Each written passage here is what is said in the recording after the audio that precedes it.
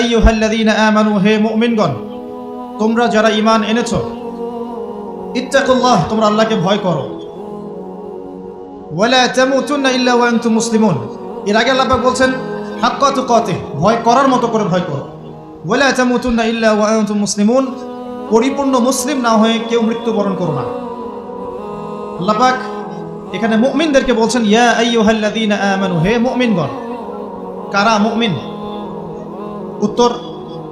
উত্তর পেতে হলে চলে যেতে হবে হাদিসে জিবরিলে। কোন হাদিস? হাদিসে জিবরিল, সহিহ মুসলিম হাদিস নাম্বার 9, মিশকাত হাদিস নাম্বার 2। রাসূলুল্লাহ সাল্লাল্লাহু আলাইহি ওয়াসাল্লাম মসজিদে বসে আছেন, এমন সময় একজন ব্যক্তি মসজিদে প্রবেশ করলেন। আমার কি ভাষা বুঝতে পারছেন? আচ্ছা, আমি চট্টগ্রামে গেলে বিপদ, চট্টগ্রাম, কক্সবাজার, সিলেট, আমি কোনো ভাষা বুঝি না। আমার ভাষা মানুষ বোঝে কিনা আমি তাও কনফিউজ থাকি। তো যাই হোক, আমি সরল বাংলায় বলার চেষ্টা করছি। আল্লাহ পাক বলছেন হে মুমিনগণ। কারা মুমিন? উত্তর আছে হাদিসে জিবরিলের মধ্যে। জিবরাইল আলাইহিস সালাম মানুষের রূপ ধরে মসজিদ নববীর মধ্যে আসলেন এবং সাহাবীদের সামনেই আসলেন। সাহাবীদের সামনে মানুষের রূপ ধরে জিবরাইল আলাইহিস সালাম এই একবারই এসেছেন, ইতিহাসে একবার।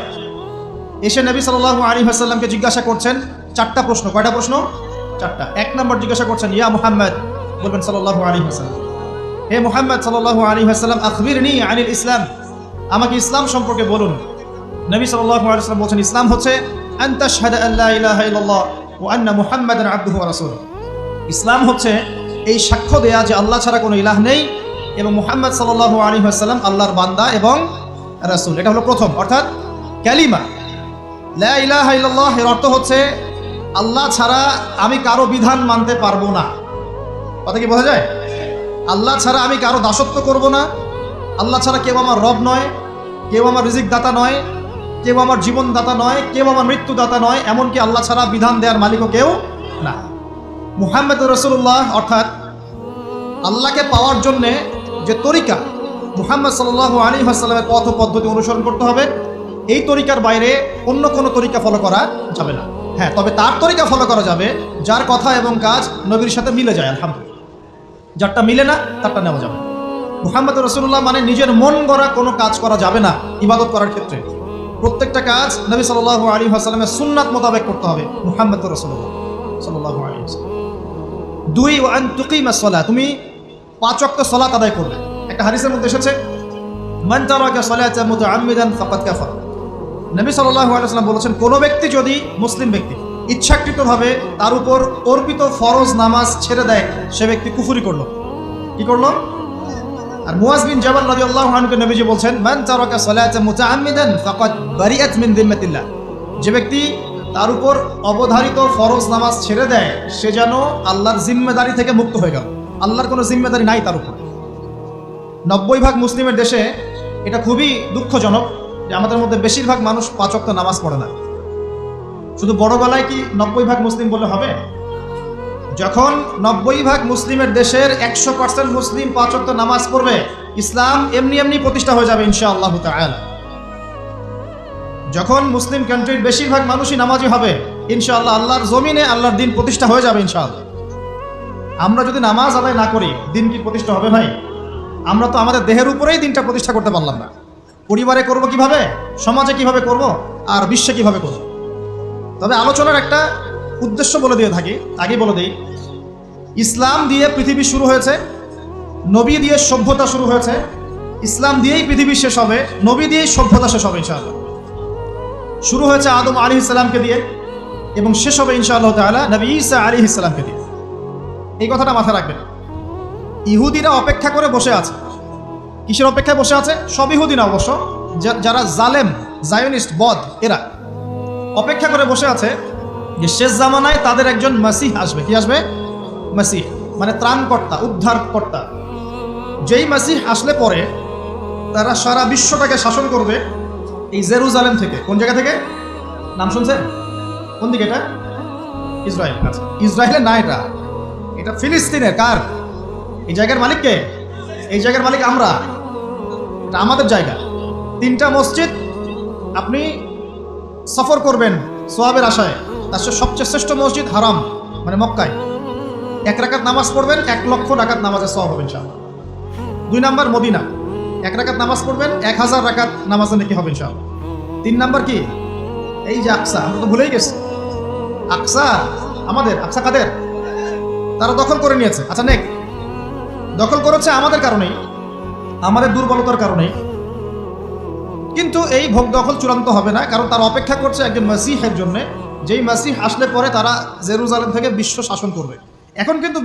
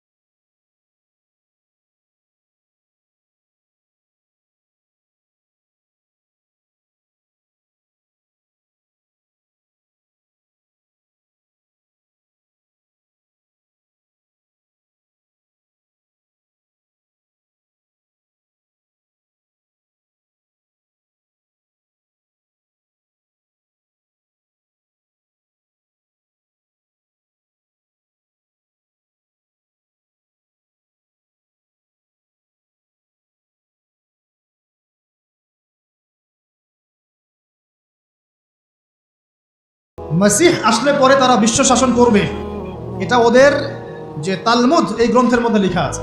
এবং তারা মনে করে যে এই দাজ্জালই হচ্ছে মাসিহ, তারা মনে করে। আর আমরা জানি হাদিস থেকে এই দাজ্জাল সত্যিকারের মাসিহ নয়।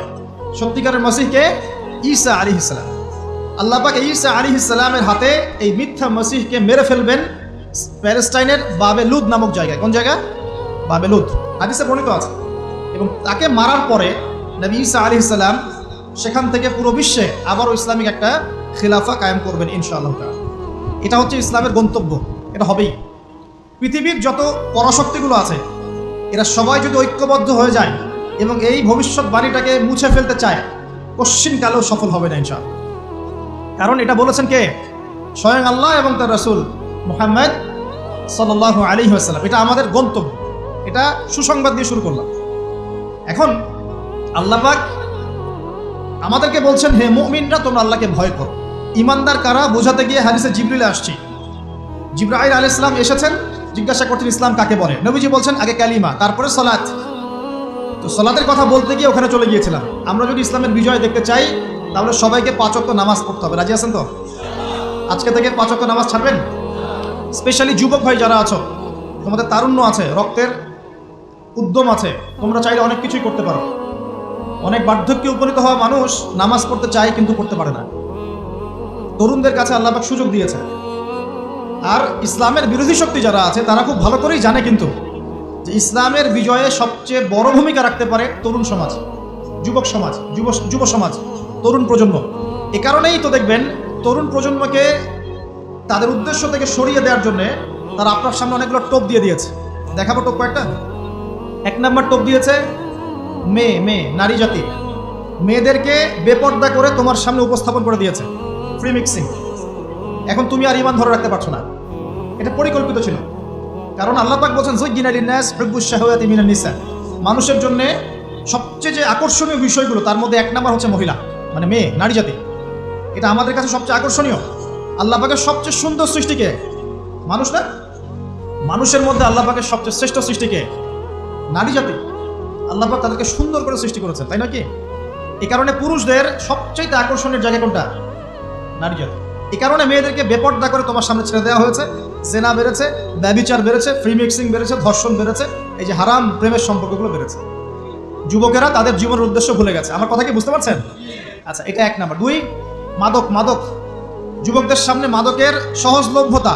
চাইলেই হাত বাড়ালেই মাদক, হাত বাড়ালেই ইয়াবা, হাত বাড়ালেই ফেন্সিডিল, হাত বাড়ালেই হেরোইন, তাই না? কথা ঠিক তবে ঠিক। যদি কেউ চায় যে আমি আজকে রাত্রে মাদক খাবো, সে পারবে? হাত বাড়ালেই পারবে। এখনকার সমাজ এমন, যদি কেউ চায় যে আজকের রাত্রে আমি পতিতালয়ে গিয়ে রাত কাটাবো, সে পারবে? 500 টাকা 1000 টাকার বিনিময়ে মানুষ এখন জেনা করতে পারে না? 5 টাকা 10 টাকা 50 100 টাকা দিয়ে মানুষ এখন ইয়াবা কিনে খেতে পারে। আর যারা সীমান্তবর্তী অঞ্চলে আছেন তারা আরো ভালো জানেন আমার কথা কতটুকু সত্য কতটুকু মিথ্যা। যুবকদের সামনে মাদক এমনি দেওয়া হয় নাই। উদ্দেশ্য কি? তোমার দ্বারা ইসলামের বিজয় সম্ভব ছিল। মাদক সেবন করাই তোমাকে সরাই দিয়েছে ওই রাস্তা থেকে। খুব সতর্ক। 3 নাম্বার জুয়া জুয়া তোমার সামনে জুয়া দিয়ে দিয়েছে, জুয়া। ফুটবল বিশ্বকাপ হইলে জুয়া, IPL হইলে জুয়া, BPL হইলে জুয়া, ফুটবল FIFA হইলে জুয়া। জুয়া খেলে না মানুষ। আর যে যুব সমাজ তাদের জীবনের উদ্দেশ্য জানে না, তাদের পক্ষেই সম্ভব এইসব মেসি, আর্জেন্টিনা, ব্রাজিল এইসব নিয়ে ব্যস্ত থাকে। যারা নিজেদের জীবনের উদ্দেশ্য জানে তাদের জন্য কোশ্চিনকালেও এখানে সময় নষ্ট করা সম্ভব না। দুনিয়ার জীবনটাকে খেলতামাশা, দুনিয়ার জীবনটাকে খেলতামাশার জন্য আল্লাহ পাক যে হায়াতটা দিয়েছেন, ধরেন 50, 60 বা 100 বছর, এই হায়াতটা কে দিয়েছেন? এই সময়টার মালিক কে? তাহলে আল্লাহ যদি সময়ের মালিক হয়, আমি কেন সময় 1 ঘন্টা অপচয় করবো ওখানে বসে বসে? এই সময়টাকে আমার নাকি? সময়টা আমার বাপের নাকি? সময়টা কার? আল্লাহ। আল্লাহর দেওয়ার সময় আমি টিভি সেটের সামনে বসে বসে 1.5 ঘন্টা নষ্ট করে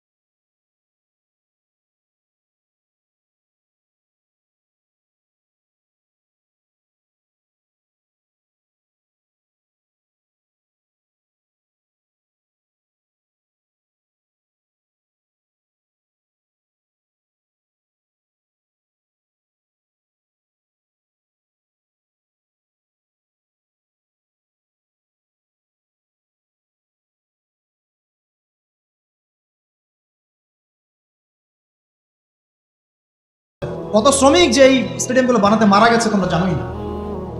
কি হচ্ছে এখানে? পশ্চিমারা আসছে, এনজয় করছে, খেলাধুলা হচ্ছে। বিষয়টা কি জানেন? আমাদেরকে এই খেলাধুলার অহেতুক কাজে ব্যস্ত করে দিয়ে ওরা ওদের এজেন্ডা বাস্তবায়ন করছে। দেখবেন যখন যখন রমজান মাস আসে তখন দেখবেন মুসলিম কান্ট্রির উপর নির্যাতন বাড়ে। যখন বড় বড় ইভেন্ট হয়, ওয়ার্ল্ড কাপ, এটা সেটা, দেখবেন ভিতরে ভিতরে মুসলিম কান্ট্রির উপর নির্যাতন বাড়তে থাকে।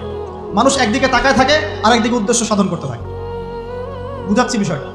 আপনার 5টা বাচ্চা আছে মনে করেন, খুব জ্বালায়, কান্নাকাটি করে, হইচই করে। আপনি মোবাইল ফোনটা বের করে দিয়ে বলেছেন, বাবা বস, তোরা 5 জন মিলে একটা কার্টুন দেখ, আমি একটু কাজটা করি। দিয়ে দিলেন, ও কার্টুন দেখছে চুপচাপ, কেউ কোনো ডিস্টার্ব নাই। আর বুঝতে পারছেন? আর এই যে বাচ্চাগুলো কার্টুন দেখছে না, এগুলো হচ্ছে আমরা এখন। আর ওই যে কাজ করছে বাপ, এটা হচ্ছে ওরা, পশ্চিমারা। আমার কথা কি বুঝতে পারেন? আচ্ছা, আমি সহজ করার চেষ্টা করছি। প্রিয় যুবক ভাইরা, মেয়ে তো উন্মুক্ত করে দিয়েছেই, মাদক তো দিয়েছেই, জুয়া দিয়েছে, অহেতুক এসব খেলতামাশা দিয়েছে তোমার সামনে, তোমার সময় কেড়ে নেওয়ার জন্য, তোমার হায়াত কেড়ে নেওয়ার জন্য।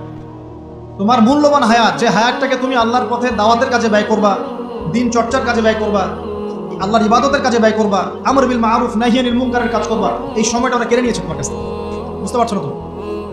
আবার নেশা দিয়ে তোমার ভিতরটা নষ্ট করে ফেলেছে, জেনা দিয়ে তোমার অন্তরের নূর নষ্ট করে দিয়েছে, প্রিমিক্সিং দিয়ে জেনা এবং তোমার যে পবিত্রতা, চারিত্রিক পবিত্রতা নষ্ট করে দিয়েছে। আরও দিয়েছে পর্নোগ্রাফি। বেশিরভাগ যুব সমাজ এখন বাসায় গিয়ে রাতের বেলা পর্ন দেখে। দেখা যায় সারাদিন ভালো কাজ করে, বাসায় গিয়ে রাতের বেলা পর্ন দেখে। পর্নোগ্রাফি দেখে না বা দেখে নাই কখনো, এমন একটা ছেলে খুঁজে পাওয়া যাবে না। আর যখন আপনি এগুলো তো অভ্যস্ত হয়ে যাবেন, তখন শরীর খারাপ হয়ে যাবে, মন ভালো থাকবে না, আপনি একাকী গোপন পাপ করবেন, শরীর দুর্বল হয়ে পড়বে। একটা মেয়ের দিকে আপনি সম্মানের চোখে তাকাতে পারবেন না, মনে হবে মেয়ে মানেই মনে হয় ভোগের বস্তু। পর্ণে আসক্ত যারা, তারা কোনো কাজে শান্তি পায় না, অস্থির। এমনকি তারা যদি বিয়ে শাদীও করে, তবু বৈবাহিক জীবনে সুখী হতে পারে না। কেন জানেন? নিজের শক্তি ক্ষমতাগুলো আগেই নষ্ট করে ফেলেছে। এবং অনেকগুলো মেয়ে যখন আপনি দেখবেন নগ্ন, তখন আপনার স্ত্রীকে আপনার কাছে সুন্দর মনে হবে না, মনে হবে এই মেয়ের চেয়ে মনে হয় ওই মেয়েটা সুন্দর, এর চেয়ে মনে হয় ওইটা সুন্দর। আর মেয়ের প্রতি সম্মান তো থাকবেই না, মেয়েকে মনে হবে একটা ভোগের বস্তু। যত বেশি পর্নোগ্রাফি বেড়েছে তত ধর্ষণ বেড়েছে। দেখেছেন? পর্ন যত বেড়েছে ধর্ষণ তত বেড়েছে। এমনকি ছোট ছোট বাচ্চারা পর্যন্ত রেহাই পাচ্ছে না। দেখেন না? ছোট ছোট বাচ্চা, 5 বছর 10 বছরের বাচ্চারা, মেয়ে বাচ্চাদের কথা বলছি, এদেরকেও ধর্ষণ করা হচ্ছে। যাদের ঘরে কন্যা সন্তান আছে তারা খুবই এখন মানে বিপর্যয়ের মধ্যে আছেন আপনারা, আমরা। কারণ সমাজটা তো নষ্ট হয়ে যাচ্ছে। আপনার মেয়েকে কতদিন ধরে রাখবেন? বাইরে তো পাঠাতেই হবে। বাইরে পাঠালে দেখবেন মেয়ের সম্মান নাই, পর্দা নাই, মেয়েকে জোর করে ধর্ষণ করা হচ্ছে। বাসে, ট্রেনে, অটোতে, অমুকে তমুকে, ট্রাকে মেয়েকে ধর্ষণ করা হচ্ছে। আর প্রত্যেক ধর্ষকের তো আর ইসলামিকভাবে বিচার হচ্ছে না। হচ্ছে? যদি একটা এলাকায় ধর্ষণ হতো, আর ধর্ষককে জনসমক্ষে ডেকে ফাঁসি দেওয়া হতো না, তাহলে দেখতেন যে ওই এলাকায় ধর্ষণ বাড়তো না, কমে যেত। যদি একটা এলাকার চোরদেরকে জনসমক্ষে নিয়ে এসে হাত কেটে ফেলা হতো, তাহলে বুঝতেন চুরি কাকে বলে। ভয়ে চুরি করতে পারতো না মানুষ। আর ভাগ্য ভালো যে এই নিয়মগুলো এখন নাই। কেন ভাগ্য ভালো বললাম?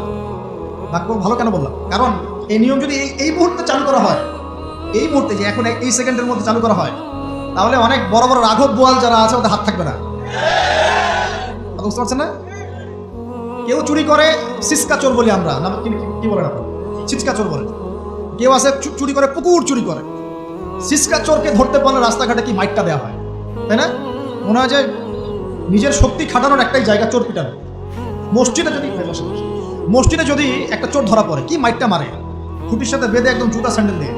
আর সামনে যে পুকুর চুরি করে বসে আছে, কিছুই করতে পারতেছে। কি কথা মিথ্যা কথা বলছে? যদি একটা মুসলিম রাষ্ট্রের মধ্যে দুর্নীতি না থাকতো না, মুসলিম রাষ্ট্র বিশ্বকে নেতৃত্ব দিত ইনশাআল্লাহ। যদি কোনো মুসলিম রাষ্ট্রের মধ্যে দুর্নীতিটা না থাকতো না, তাহলে দেখতেন ওই রাষ্ট্র অবশ্যই বিশ্বকে নেতৃত্ব দিত ইনশাআল্লাহ। এমন অনেক অমুসলিম রাষ্ট্র আছে যেগুলো অমুসলিম হওয়া সত্ত্বেও ওদের মধ্যে কোনো দুর্নীতি নাই, জানেন? আল্লাহ পাক আমাদের সবাইকে পরিপূর্ণ মুসলমান হওয়ার তৌফিক দান করুন। দেখেন আল্লাহ পাক বলেছেন, উদখুলু ফিস-সিলমি কাফা, তোমরা পরিপূর্ণরূপে ইসলামে প্রবেশ করো।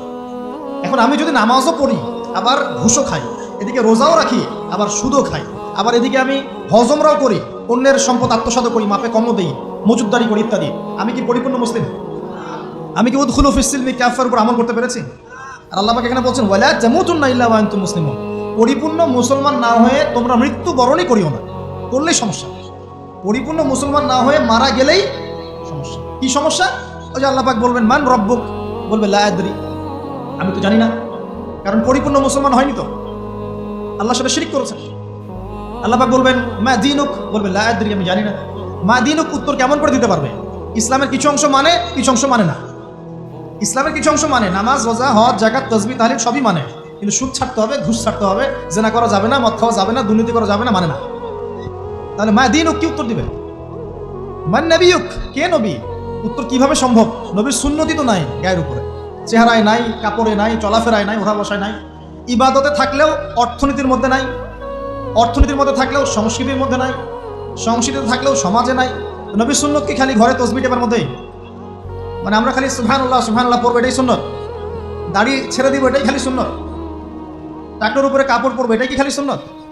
সমাজের মধ্যে সুন্নত নাই, অর্থনীতির মধ্যে সুন্নত নাই, ব্যবসা বাণিজ্যের সুন্নত নাই, চাকরি বাকরিতে সুন্নত নাই, পরিবারের সুন্নত নাই, সংস্কৃতির মধ্যে সুন্নত নাই। আর রাষ্ট্রের কথা বললাম না, ওটা বাদ দেন, ওটা এযুগে সম্ভব না। ইল্লা মাশাআল্লাহ, যদি আল্লাহ পাক না চান। ওইদিকে আমি কথাই বলতে যাচ্ছি না, আমি সমাজ পর্যন্তই আছি, আর এর উপর যাচ্ছি। তো প্রিয় ভাইয়েরা, যুবক ভাইদের কথা বলে আমি সামনে যাব। এক নাম্বার কি বলেছি, তোমরা সতর্ক থাকবে মেয়ে থেকে। কি থেকে? মেয়ে থেকে 100 হাত দূরে। 100 হাত মানে আমি বলি, পরামর্শ দিই, আমি তোমাদের ভাইয়ের মতো, ছোট হই আর বড় হই। আর আমাকে এইসব আল্লামা শায়েখ এইসব বলার দরকার নাই। আমি একদম তালেবে ইলম, এখানে বড় বড় অনেক আলেম ওলামায়ে কেরাম আছেন, আমি খুব বিব্রত বোধ করছি কথা বলতে। আমি জানি যে হকপন্থী ওলামায়ে কেরাম যারা, তারা আমাদের মতো অনলাইনেও আসেন না, ফেসবুক ইউটিউবে ভিডিও পাবেন না, এমনও আলেম বাংলাদেশে আছেন জানেন, যারা বহু আলেম তৈরি করছেন, মাদ্রাসা খেদমত করছেন। তো তাদের সামনে আমাদেরকে যখন এইভাবে টাইটেল দেন, লজ্জা লাগে, বিব্রত বোধ করি। শেখার কোনো শেষ নাই। আমি একসময় মনে করতাম যে আমি যখন ইন্টারমিডিয়েটের পর থেকে চর্চা করা শুরু করছি, অনার্স মাস্টার্স পর্যন্ত, মনে করছি যে হ্যাঁ, মনে হয় ইসলাম সম্পর্কে ভালোই জানছি। তারপর যখন কওমি আলেমদের কাছে পড়তে শুরু করলাম, বলি এগুলো ভিতরের কথা, খোলামেলা বলি, গল্প করছি আপনাদের সাথে, রাগ করছেন নাকি? তখন বুঝলাম যে বিগত 5-7 বছরে তো আমি কিছু পড়াশোনা করছি বলে মনে হচ্ছে না। যেমন একটা হাদিস শো করে বললাম যে ওস্তাদ, এই যে আল্লাহ রাসূল সাল্লাল্লাহু আলাইহি ওয়াসাল্লাম বলেছেন যে একজন মুমিন ব্যক্তি আর একজন মুমিন ব্যক্তির আয়না স্বরূপ। কি স্বরূপ? আয়না স্বরূপ। তো আমি যদি অনলাইনে কোনো ভাইয়ের ভুল ধরিয়ে দেই সমালোচনার মাধ্যমে, তাহলে কি আমি হাদিসের উপর আমল করলাম না? তখন অবস্থা মিটিমিটি হাসছেন, বলছেন যে তোমার তো টুকটাক অ্যারাবিক গ্রামারের বেস ভালোই, তোমার কি মনে হয়? আমি বললাম যে আমার কাছে তো এটাই মনে হচ্ছে যে আমি যদি সমালোচনা করি, আমি তো আমর বিল মারুফ নাহি আনিল মুনকারের কাজই করলাম। তো তিনি বলছেন, আসলে এই হাদিসের ব্যাখ্যা এমন নয়। কেমন ব্যাখ্যা? তুমি কি খেয়াল করো নাই? আমাকে বলছো, তুমি কি খেয়াল করো নাই? তুমি যখন আয়নার সামনে গিয়ে দাঁড়াও, তখন আয়না কিন্তু তোমার সাথে কথা বলে না, আয়না নীরব থাকে, স্থির থাকে, কিন্তু তোমার দোষ ত্রুটি কোথায় আয়না কিন্তু দেখিয়ে দেয়। মনে করেন, বুঝাচ্ছি, মনে করেন আপনার গাল কেটে গেছে, আপনি আয়নার সামনে দাঁড়িয়েছেন, আয়না কিন্তু আপনাকে বলে দিবে না এই যে তোমার গাল কাটা, এই ছেলে তোমার গাল কাটা, হ্যাঁ এই মেয়ে, এই ছেলে তোমার এই সমস্যা ওই সমস্যা, বলবে? চুপচাপ থাকবে, আয়না দেখিয়ে দিবে আপনার ভুলটা কোথায়। তিনি আমাকে হাদিসের ব্যাখ্যা শেখাচ্ছেন, বলছেন যে একজন মুমিন ভাই যদি কোনো ভুলের উপর থাকে, তুমি সঠিকটা আমল করে ওর সামনে দাঁড়িয়ে দেখিয়ে দিবে যেটা সঠিক। বুঝলাম, যতদিন যাচ্ছে আমি বুঝতে পারছি যে আসলে এই জ্ঞানের সমুদ্র যে কত গভীর, 100 বছর হায়াত দিলেও মনে হয় শেষ করতে পারবো না। প্রিয় যুব ভাইরা, নসিহত করছি, সেটা হচ্ছে যে দিনের জ্ঞান অর্জন করতে হবে। জ্ঞান অর্জনের কোনো বিকল্প নাই। জ্ঞান অর্জনের জন্য শুধুমাত্র ফেসবুক, ইউটিউব যথেষ্ট নয়, এগুলো কনস্ট্রাকটিভ কোনো মাধ্যম নয়, বরং ফিতনা ছড়াবে এগুলো কিন্তু বেশিরভাগ ক্ষেত্রে ফিতনাই ছড়াচ্ছে। আপনার কাছে মনে হচ্ছে হয়তো যে অনেক কিছু লাইভ হচ্ছে, আমরা পাচ্ছি, হ্যাঁ অনলাইনের মাধ্যমে জানছি, হ্যাঁ ঠিক আছে, স্বীকার করি ভালো আছে, কিন্তু মন্দটা অনেক বেশি। এর মধ্য দিয়ে আলেমে আলেমে বিভক্তি হয়ে গেছে, এর মধ্য দিয়ে একে অপরের সাথে আমাদের সম্পর্ক নষ্ট হয়ে যাচ্ছে, গীবত, তহমত, সমালোচনা, কাদা ছড়াছড়ি সংস্কৃতি বাড়ছে, ঐক্য বিনষ্ট হচ্ছে, অনেক সমস্যা হচ্ছে। আর এগুলো কনস্ট্রাকটিভ সিলেবাস নয়, সিলেবাস আপনাকে ওলামায়ে কেরামের কাছে এসে জানতে হবে। আমি বলছি 1 নাম্বার কোরআন থাকবে, আপনাদের জেনারেলদের জন্য বলছি, কারণ আপনাদের জন্য এটা এত সহজ হবে না। মাদ্রাসা যারা পড়া শুরু করেছেন ছোটবেলা থেকে তাদের জন্য সহজ, আপনাদের জন্য এত সহজ নয়। সিলেবাসগুলো জেনে রাখেন, কোরআন পড়তে হবে আগে।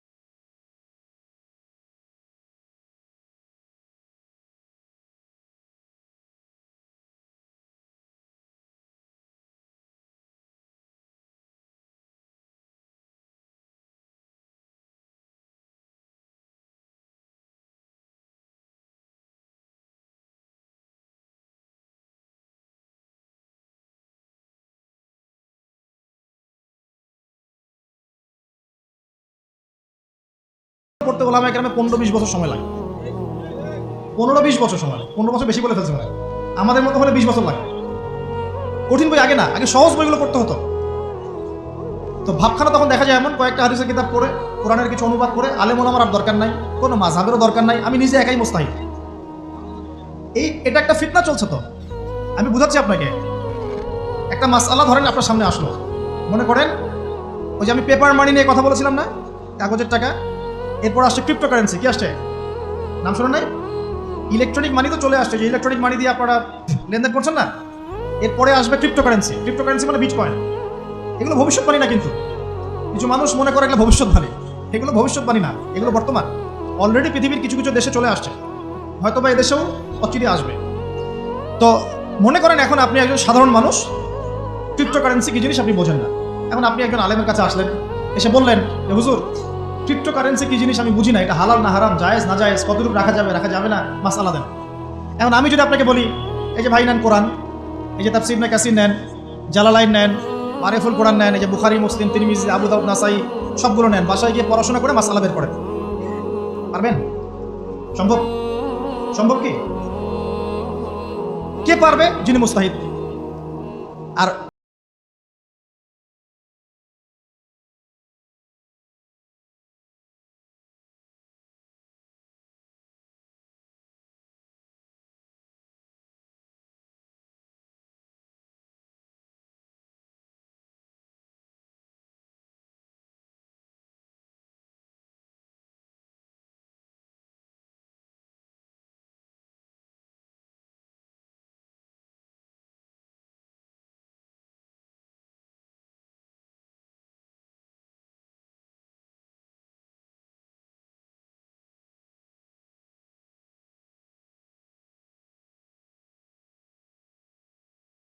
সামনে যাচ্ছি, আলী রাদিয়াল্লাহু আনহু শেষ বয়সে বলছেন, তাকে প্রশ্ন করা হচ্ছে যে আপনার কি কোনো দুঃখ আছে জীবনে? আলী রাদিয়াল্লাহু আনহু বলছেন যে আমি শুরু থেকে নবী সাল্লাল্লাহু আলাইহি ওয়াসাল্লামের পাশে ছিলাম, আমার দুঃখ নাই, তবে একটা মনের কষ্ট। কি? আমি যে জ্ঞানগুলো শিখেছি নবীর কাছ থেকে সাল্লাল্লাহু আলাইহি ওয়াসাল্লাম, সেই জ্ঞান বিতরণ করার জন্য কোনো পাত্র খুঁজে পেলাম না। কি গভীর কথা! যে জ্ঞান শিখেছি এটা বিতরণ করার পাত্রই খুঁজে পেলাম না। তাহলে পাত্র, আমরা তো পাত্র, জ্ঞান বিতরণ করবেন ওলামায়ে কেরাম। পাত্র আমরা যদি পরিষ্কার না হই, জ্ঞান কিভাবে পাবেন? সম্ভব না। আরেকটা বিষয় বলে দেই, যখন আপনি জ্ঞানের চর্চায় মাঠে নামবেন, আল্লাহ পাক আপনার সম্মানার্থে ফেরেশতার পাখা আপনার পায়ের নিচে বিছিয়ে দিবেন ইনশাআল্লাহ। আর যখন আপনি জ্ঞান চর্চা করে আলেম হবেন ইনশাআল্লাহ তাআলা, আপনার জন্যে আসমান জমিনের সমস্ত মাখলুক, এমনকি সমুদ্রের নিচের মাছ, গর্তের ভিতরের পিপিলিকা, সবাই আল্লাহর কাছে আপনার জন্য ইস্তেগফার করবে ইনশাআল্লাহ। একটা হাদিসে নবীজি বলেছেন যে আকাশের চাঁদটাকে তোমরা যেমন দেখো উজ্জ্বল অন্য নক্ষত্রগুলোর তুলনায়, ঠিক তেমনি সাধারণ মানুষের উপরে একজন আলেমের মর্যাদা এমন। তো প্রিয় ভাইরা, যুবক ভাইদেরকে বলছি, স্পেশালি আজকের লেকচারটা স্পেশালি তোমাদের জন্য, এই ফাঁদগুলো থেকে বেঁচে থাকবে এবং এলেম অর্জন করবে। এলেম অর্জনের কোনো বিকল্প নয়, এবং এলেম অর্জনের জন্য সিলেবাস লাগবে। আর অনেক বইপত্র একা একা পড়তে পারবে না, আলেম ওলামাদের সংস্পর্শ লাগবেই, অন্যথায় পারবে না। এর পাশাপাশি আপনি সিরাতের বই পড়বেন, ইতিহাস পড়বেন, ইসলামিক অর্থনীতি পড়বেন, হ্যাঁ, ভূরাজনৈতিক প্রেক্ষাপটের বইগুলো পড়বেন, এগুলো ঠিক আছে। এবং জেনারেল লাইনে যেখানে পড়াশোনা করছেন, এই পড়াশোনাও কন্টিনিউ করবেন এবং আপনার প্রতিভা দিয়ে আপনার জায়গা থেকেই ইসলামের খেদমত করবেন ইনশাআল্লাহ। পারা যাবে না? আল্লাহ তৌফিক দান করুন। যুবক ভাইদের সামনে এই ফাঁদ। কেন ফাঁদ?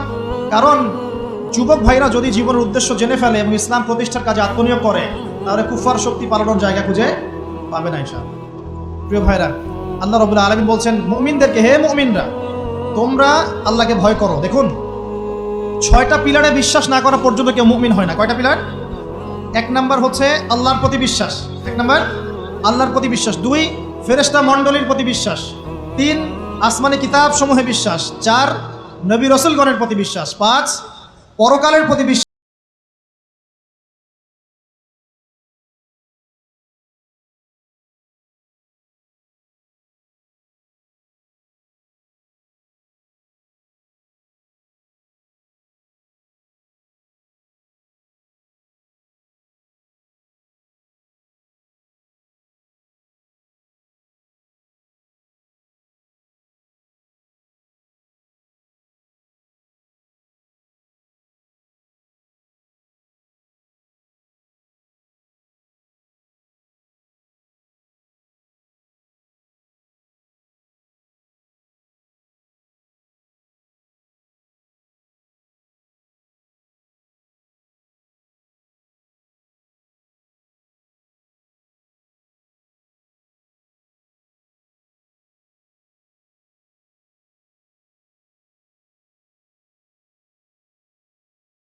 এবং এই সুদ, ঘুষ, দুর্নীতি, অন্যের সম্পদ আত্মসাৎ থেকে বের হয়ে আসা এত সহজ নয়।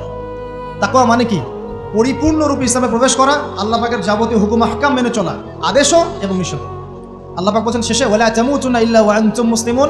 একজন নবীর কথা খালি বলবো, বিশৃঙ্খলা করেন না, একটু ধৈর্যের সাথে বসেন। আমরা খুব লম্বা আলোচনা করবো না, একটু বসেন, শেষ করে দিচ্ছি আস্তে আস্তে। আর যদি কারো কোনো প্রশ্ন থেকে থাকে, এভাবে চিরকুট আকারে আমাদের এখানে দিতে পারেন ইনশাআল্লাহ। মুসলিম না হয়ে মৃত্যুবরণ করো না। আল্লাহ পাকের কালাম পবিত্র কোরআনের মধ্যে সূরা হজ নামে একটা সূরা আছে।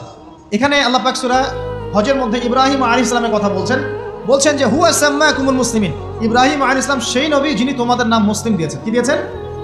আচ্ছা, ইব্রাহিম আলাইহিস সালামের 2টা ঘটনা বলবো খালি। আমি আপনাকে ইসলাম দেখাচ্ছি কি জিনিস। দেখুন,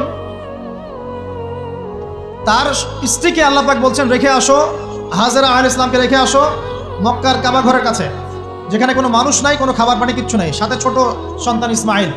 দেখেন, রেখে আসার সময় কিন্তু ইব্রাহিম আলাইহিস সালাম আল্লাহকে বলেন নাই যে আল্লাহ আমি আমার স্ত্রী সন্তানকে ওখানে কেন রেখে আসো, এর পিছনে যুক্তি কি, এর পিছনে বিজ্ঞান কি, এর পিছনে দর্শন কি জিজ্ঞেস করেছিলেন? আল্লাহ পাক বলেছেন সামি'না আতা'না। সন্তান বড় হয়েছে, আল্লাহ পাক বলছেন তাকে জবাই করতে হবে। তিনি সন্তানকে গিয়ে বলছেন ইয়া বুনাইয়া ইন্নী আরা ফিল মানামি আন্নী আযবাহুক, আমি স্বপ্নে দেখছি তোমাকে জবাই করছি, ফানজুর মায়াদা তারা, তোমার কি রায় আমাকে বলো।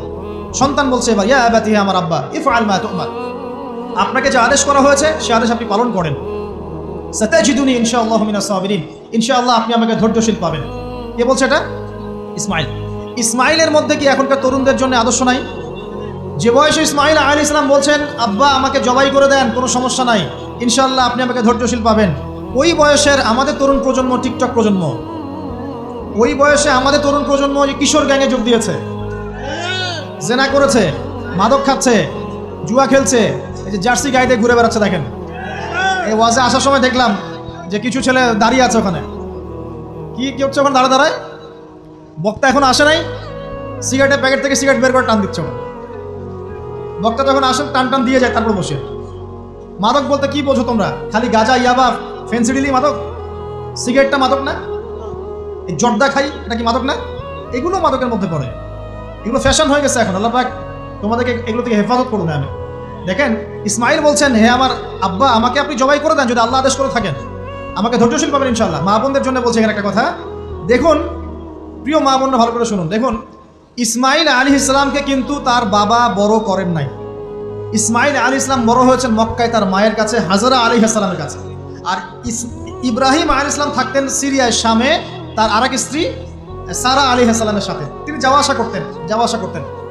আর তখনকার যাওয়া আসা এত সহজ ছিল না, তখন কোনো মোটরযান ছিল না। দেখুন, যেমন মা তেমন সন্তান। কেমন মা? হাজরা আলাইহিস সালামকে বলা হচ্ছে যে তোমাকে এখানে রেখে যেতে আল্লাহ আদেশ করেছেন। তো হাজরা আলাইহিস সালাম বলছেন, এখানে তো কোনো পানিও নাই, কোনো খাবারও নাই, আপনি এখানে আমাদেরকে একা ফেলে যাচ্ছেন ইব্রাহিম আলাইহিস সালাম বলছেন, আল্লাহর আদেশ কিছু করার নাই। এখন হাজরা আলাইহিস সালাম বলছেন, আচ্ছা যদি আল্লাহ আদেশ করে থাকেন তাহলে ইনশাআল্লাহ আল্লাহ আমাদের হেফাজত করবেন, আল্লাহর প্রতি আমি পূর্ণ তাওয়াক্কুল করলাম। কে বলছেন?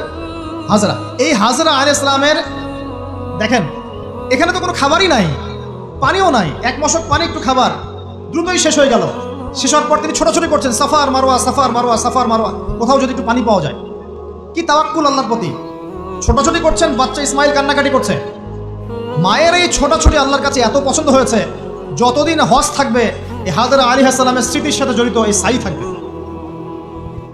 এবং এই ঘটনা আল্লাহর কাছে এত পছন্দ হয়ে গেল যে আল্লাহ পাক জিবরাইল আলাইহিস সালামকে পাঠিয়ে জামজাম কূপের পানি বের করে দিলেন, যেই কূপের পানি জীবনে কখনো শেষ হয় না, পানি খেলে খিদাও লাগে না। চিন্তা করে দেখেন, গ্যালন গ্যালন পানি যাচ্ছে, গ্যালনের পর গ্যালন জামজাম থেকে প্রত্যেক দিন। এমনকি মদিনায় গেলেও আপনি জামজামের পানি পাবেন, মসজিদে কুবায় গেলেও জামজামের পানি পাবেন। আর পৃথিবীর বিভিন্ন জায়গায় তো আমরা নিয়ে আসছি। শেষ হয়েছে? পানির স্তর 1 ইঞ্চি পর্যন্ত নিচে নামে নাই, নেমেছে? দেখেন, আল্লাহর প্রতি যখন মানুষ পূর্ণ তাওয়াক্কুল করে তখন আল্লাহর মারিফত নেমে আসে। যখন মানুষ আল্লাহর প্রতি পূর্ণ তাওয়াক্কুল করে ফেলবে তখন আল্লাহ পাক আধ্যাত্মিকত্ব দিয়ে দিবেন। এটা কি বিজ্ঞান দিয়ে ব্যাখ্যা করা যায়? একজন ফেরেশতা আসলো, পাখা দিয়ে আঘাত করলো, মাটি থেকে ঝর্ণা বের হওয়া শুরু হলো। এখনকার বিজ্ঞান বিশ্বাস করবে? কোনো যুক্তি দর্শন বিশ্বাস করবে? করবে না। এই যে মা, তাওয়াক্কুল কাটিনী মা, তার গর্ভ থেকে জন্ম নিয়েছে ইসমাইলের মতো সন্তান, যে বলছে, আব্বা আমাকে জবাই করতে চাইলে করে দেন, কোনো সমস্যা নাই, আল্লাহর ইনশাআল্লাহ আপনি আমাকে ধৈর্যশীল পাবেন। এই জন্য বলি, আমাদের পরিবারের মায়েরা যদি হাজরা আলাইহিস সালামের মতো হতে না পারে তাহলে ইসমাইলের মতো প্রজন্ম তৈরি হবে না। অতএব প্রিয় মা ও বোনেরা, একটা নসিহত যথেষ্ট আপনাদের জন্য, যে নিজেরা হাজরা আলাইহিস সালামের মতো আল্লাহর প্রতি পূর্ণ তাওয়াক্কুল কাটিয়ে হয়ে যাবে। নামাজ ছাড়িয়েন না। কোনো মহিলা যদি মাত্র 4টা কাজ করতে পারে, নবী সাল্লাল্লাহু আলাইহি ওয়াসাল্লাম বলেছেন জান্নাতে যাওয়ার জন্য সবগুলো দরজা খুলে দেওয়া হবে। 1 নাম্বার, কোনো মহিলা যদি 5 ওয়াক্ত নামাজ পড়ে, এখানে শুধু ফরজ নামাজের কথা বলা হচ্ছে, নফলের কথাও বলা হচ্ছে না। 2 নাম্বার, যদি একজন মহিলা রমজান মাসে সওম রাখে, ফরজ সওম, ফরজ রোজা, নফল রোজার কথাও বলা হচ্ছে না। 3 নাম্বার, যদি মহিলা, একজন নারী যদি তার সতীত্বকে হেফাজত করতে পারে, পর্দা মেনে চলতে পারে। এই পর্দা বলতে আমরা ডিজিটাল বোরখা বোঝাচ্ছি না। পোশাকটা এমন হবে না যে পোশাক পরেও গায়ের কাঠামো কতটুকু আটোসাটোটা বোঝা যায়, এই বোরখা চলবে না। বোরখা এমন হবে না, পোশাক এমন হবে না যে বাহির থেকে ভিতরের অঙ্গ দেখা যায়, এই বোরখা চলবে না। পোশাক এমন হবে না যে পোশাকটা পুরুষদের পোশাকের সাথে সাদৃশ্য আছে, গেঞ্জি টি শার্ট পরা যাবে না। পোশাকটা এমন হবে না যেই পোশাকটা অমুসলিমদের সংস্কৃতির সাথে বা ধর্মীয় কালচারের সাথে সাদৃশ্য আছে, এমন পোশাকও চলবে না। যদি কোনো নারী 3 নাম্বার তার লজ্জাস্থানের হেফাজত করতে পারে, মানে শরঈ পর্দা মেনটেন করতে পারে। আর পর্দা করে যদি কলেজে গিয়ে আর ইউনিভার্সিটিতে গিয়ে সহি প্রেমে লিপ্ত হন, তাহলেও পর্দা হবে না। কথা বোঝাতে পারছি না মনে হয়? পর্দা করেও যদি ইউনিভার্সিটিতে গিয়ে গ্রুপ স্টাডি করতে হয় গায়রে মাহরামের সাথে, এই পর্দাও চলবে না। পর্দা মানে পর্দা। পর্দা করে যে দুলা ভাইয়ের সাথে কুটুস কুটুস গল্প করা শুরু করে, হিডিস পিডিস, চলবে না পর্দা। দেবর আর ভাবি, এখন দেখেন না, দেবর ভাবি, শালি দুলা ভাই, চাচাতো ভাই, চাচাতো বোন, কোন জায়গায় সমাজ গিয়েছে জানেন? এমনও নিউজ বাংলাদেশে এসেছে, নাউজুবিল্লাহ বলতে বলতে রুচিতে বাঁধে, যে বাবা মেয়ের সাথে পর্যন্ত জেনা করে ফেলেছে। এই ঘটনা জানেন না? বাংলাদেশে একাধিক ঘটনা ঘটেছে। আস্তাগফিরুল্লাহ, ইন্না লিল্লাহি ওয়া ইন্না ইলাইহি রাজিউন। কোন যুগে আছেন চিন্তা করেন। কেউ কারো থেকে বাদ না, শিক্ষকের সাথে ছাত্রী, ছাত্রর সাথে শিক্ষিকা, বসের বস আর কলিগ, মহিলা কলিগ বস, মহিলা বস, পুরুষ কর্মচারী, হ্যাঁ অমুক কর্মকর্তা, তমুক কর্মকর্তা। মাঝখানে একটা সিসিটিভির ফুটেজ ফাঁস হয়ে গেল, দেখলেন না কি হইল? মনে আছে? ভুলে গেছেন মনে হয়। একটা টাইটেল, একটি সিসি ক্যামেরা সারা জীবনের কান্না, মনে নাই? ভুলে গেছেন আপনারা? হ্যাঁ, এই যে মনে আছে। তো কে কার থেকে বাদ? ফুফাতো ভাই, চাচাতো বোন, হ্যাঁ খালাতো বোন, খালাতো ভাই, মানে কাজিন, দেবর ভাবি, শালাদুলা ভাই, সব দেখবেন জেনা করতেছে না? পরকিয়া তো নিত্যদিনের ব্যাপার। পরকিয়া না করলে এখন পেটের ভাতই হজম হয়। বাসায় একটা স্ত্রী আছে, বাইরে 3-4টা মেয়ের সাথে টাঙ্কি মেরে বেড়াবে, কোনো সমস্যা নাই। সমস্যা কোথায় বলি? সমস্যা হচ্ছে যদি আপনার স্ত্রী থাকে একজন নেককার বা সতীসাধী নারী থাকে, এবং তার পারমিশন নিয়ে যদি আপনি আরেকটা বিয়ে করতে যান, সমস্যা আছে। হালালভাবে বিয়ে করলে সমস্যা, বাইরে টাঙ্কি মেরে বেড়াবেন, কোনো সমস্যা। বাসায় একটা স্বামী আছে, বাইরে আরো 2-4টা ছেলের সাথে ফোনে কথা বলে, কোনো সমস্যা নাই। আমরা এখন কি করি জানেন? আমরা জেনাকে প্রমোট করি, নগ্নতাকে প্রমোট করি, আর বিয়ে হালাল জিনিসগুলোকে আমরা ঢেকে দিই, বাধা দিই। বিয়ে করতে চান, দেখবেন বাধা পাবেন। জেনা করতে চান, বাধা পাবেন না। হ্যাঁ, বিশ্বাস করছেন না? বিয়ে করতে যে দেখেন খালি কত বাধা আসে, আর জেনা করতে চান, কোনো বাধা নেই। মদ খাইতে চান, কোনো বাধা নেই। লিগ্যাল কিছু পতিতালয় আছে আমাদের দেশে, লিগ্যাল, এবং তাদেরকে পতিতা বললেও মানুষ রাগ করে। এখন বলতে হবে যৌনকর্মী, সেক্স ওয়ার্কার। কেন? তাদের যদি এতই সম্মান দেওয়ার ইচ্ছা থাকে আমাদের, আমরা কি ওদেরকে হালাল কোনো কর্মসংস্থান দিয়ে এই পাপের পথ থেকে ফেরাতে পারি না? ঠুনকো আবেগ দেখাও মিয়া, বাইরে খালি কিছু টাকা পয়সা ইনভেস্ট করে একটা প্রজেক্ট হাতে নিয়ে এই মেয়েদেরকে, মহিলাদেরকে যদি একটা ভালো কর্মসংস্থানের ব্যবস্থা করে, ওরা কি জেনা করবে নাকি? ও তো টাকার জন্য করে, পেটের দায়ে করে। কোনো মেয়ে কি চায় নিজের ইজ্জত মানুষের কাছে বিক্রি করতে? কোনো মেয়ে চায় না। প্রিয় দিনী বোনেরা, পোশাক এই 4টা মূলনীতি মেনে চলবেন। পোশাক এমন হবে না, আটো পোশাক চলবে না, পাতলা পোশাক চলবে না, বাইরে থেকে ভিতর দেখা যায়। পুরুষের পোশাক চলবে না, এবং অমুসলিমদের সাদৃশ্য আছে এমন পোশাক চলবে না। আপনি বাসায় কি পোশাক পরে থাকেন, আমরা এখানে তো কোনো রকম ইন্টারফেয়ার করতে যাচ্ছি না। বাইরে যদি গায়রে মাহরামদের সাথে বের হন, সামনে বের হন, তাহলে অবশ্যই আপনাকে এই পর্দা মেনটেন করে আসতে হবে। এটা ইসলামিক লজ। আল্লাহর আইন যদি আপনি না মানেন, আপনার কবর আপনার, আমার কবর আমার। ফাযাক্কির ইন্নামা আনতা মুযাক্কির, উপদেশ দাও তুমি, শুধু উপদেশ দাতা। লাস্তা আলাইহিম বিমুসাইতির, তুমি কারো প্রতি দারোগা নও। আমাদের দায়িত্ব জাস্ট প্রচার করা। বাল্লিগু আন্নী ওয়ালাউ আয়া, একটা আয়াত জানলেও খালি প্রচার করে দাও, দ্যাটস অল। ফাযাক্কির ইন নাফাআতিয যিকরা, তুমি উপদেশ দাও যদি উপদেশ কোনো কাজে চলে, কাজে।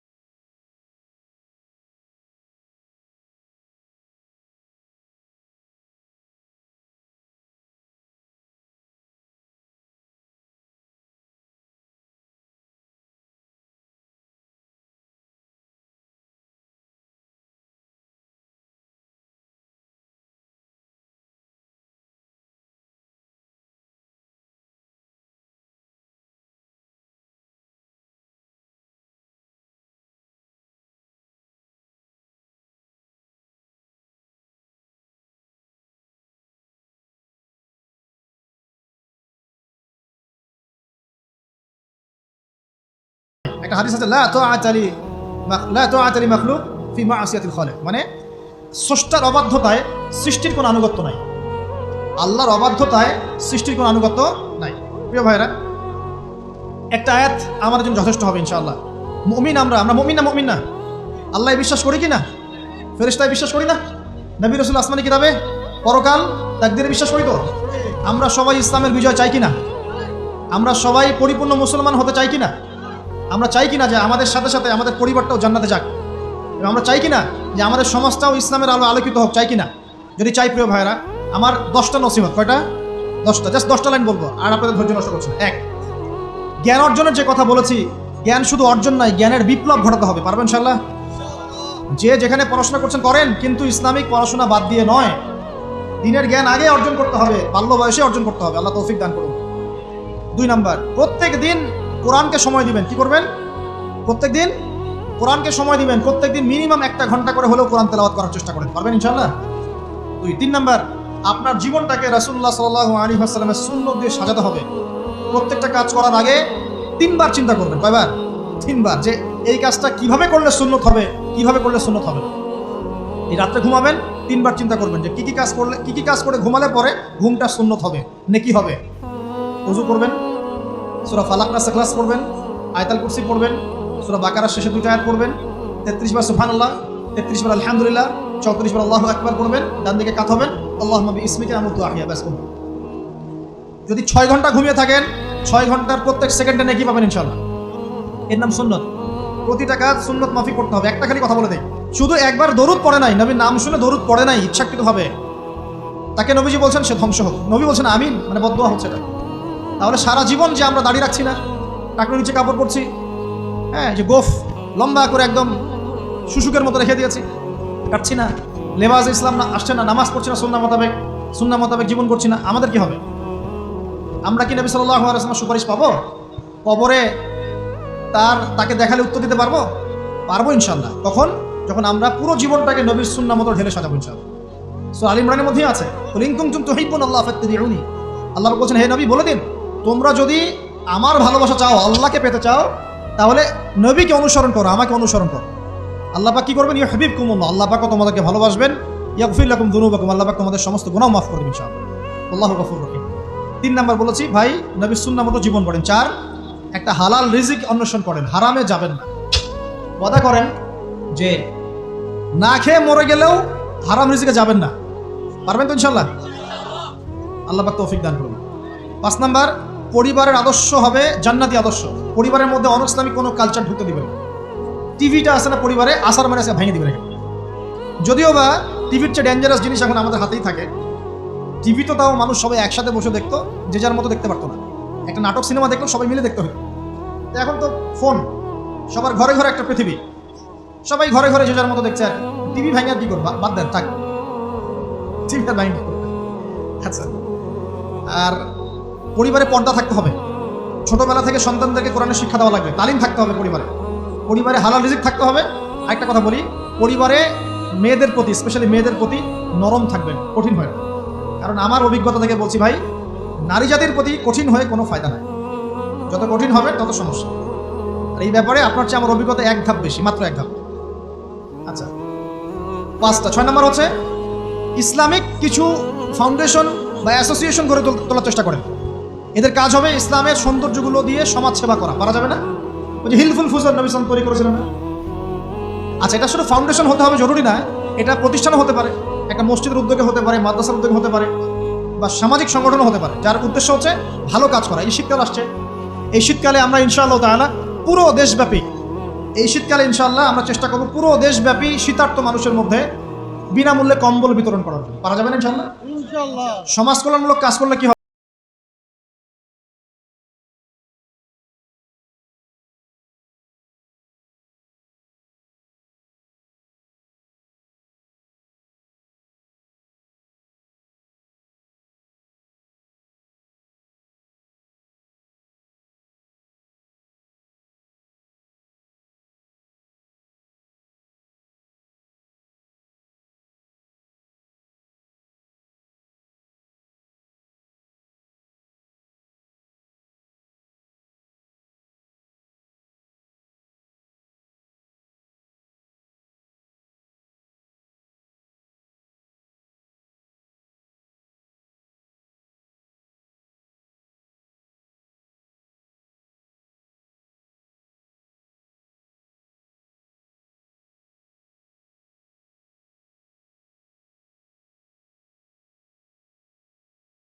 তোমাদের আইডল খালিদ বিন ওয়ালিদ, তোমাদের আইডল আলী রাদিয়াল্লাহু আনহু, তোমাদের আইডল আবু বকর সিদ্দিক, তোমাদের আইডল হচ্ছে তারিক বিন জিয়াদ, মোহাম্মদ বিন কাসিম। এই যে আপনাদের এই এলাকায়, চিটাগাং এলাকায় কত আলেম ওলামা ওলিয়া উলিয়ার পদচারণা ঘটেছে জানেন?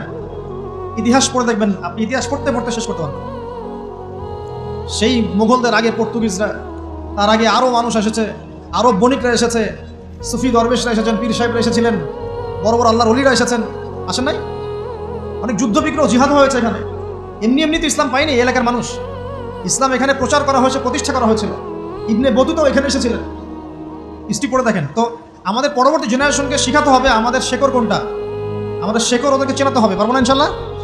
আর সবশেষ কথা হচ্ছে ভাই, যে আমাদের মা বোনদেরকে খাস পর্দা রাখার চেষ্টা করেন, কোনোভাবেই যেন তাদের ইজ্জত আবরু কেউ সম্ভ্রম নষ্ট করতে না পারে। আল্লাহ পাক আমাদের সবাইকে এই আদর্শগুলো মেনে চলে তৌফিক এনায়েত করুন।